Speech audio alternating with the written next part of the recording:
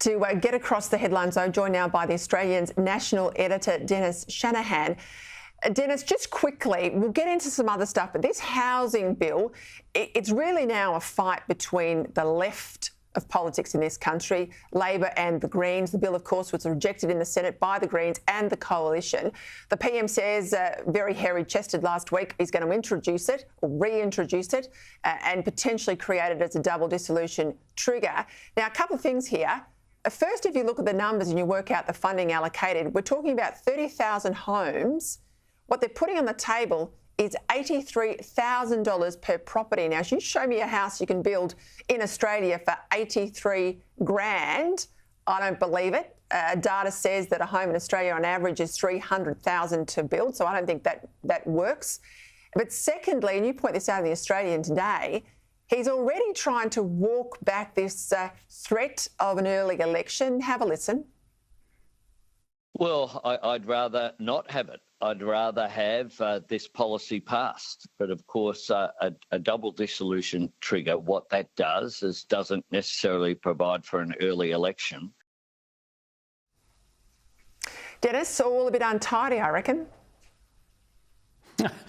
Yes, it is a bit untidy. And look, Anthony Albanese has two problems. First one is the policy issue. Clearly, the Coalition is not going to support the $10 billion Housing Assistance Fund, and the Greens want more money and a national rent freeze for them to support it. So these are fairly solid opposition from the Coalition and the Greens, and the Prime Minister is trying to bring it forward. Now, the policy has always been a difficulty in naming 30,000 homes. Everyone in the industry, in the building industry, actually supports the idea because they think that there needs to be more supply of housing because there is a shortage of housing. I think that's generally accepted. But the fact that whether they can actually be delivered is another issue completely, and that's a policy issue. But the real political issue that Anthony Albanese's got himself into here is he's used the double dissolution threat, that is a full Senate election with a House of Representatives election, which would, he thinks, make it more difficult for the Greens to get up as many members as it did in a half Senate.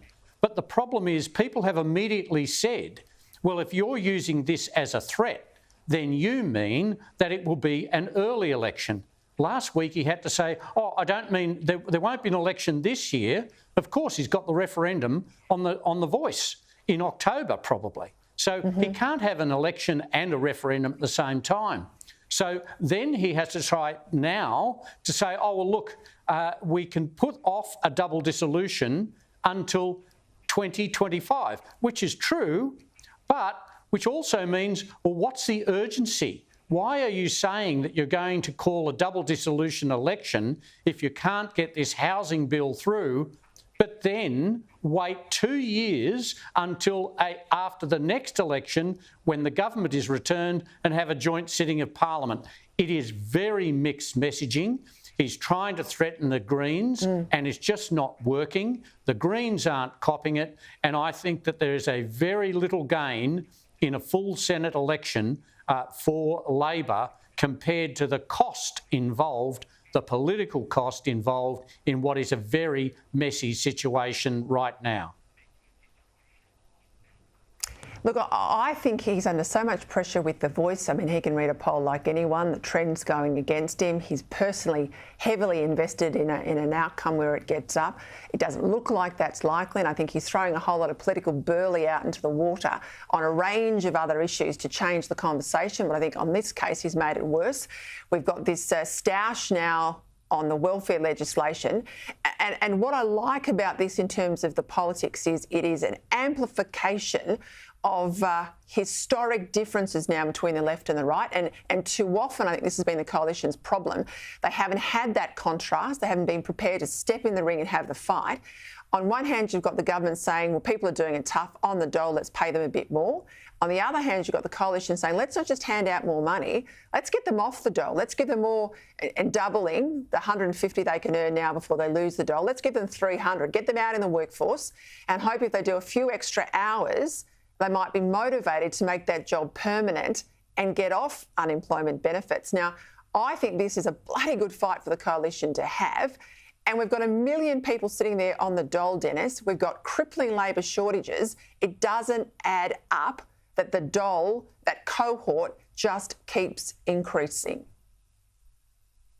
Well, I hate to disappoint you, Peter, but I actually suspect that the coalition will, in the end, see this legislation through with an increase of $40 a week for the dole. The reason for this is that the coalition, and Peter Dutton announced this policy in his budget and reply speech, believe that instead of just giving people a straight increase in the payment, it would be far better to increase the amount of money they can earn themselves to $300 before they lose any of their benefit. Now, this is a reasonable thing to do in the current workplace situation, but the political reality also is that there are still going to be people who require an increase on the dole. The inflation has made it almost impossible to live on what these payments are, and the coalition will see that with the Greens will eventually roll over, the government will have the numbers, and so the coalition will agree to the overall proposition once its amendment has been defeated. I think it's a pragmatic political policy gain for the opposition without being seen to harm people who still need assistance no matter what the labour force figures are at the moment.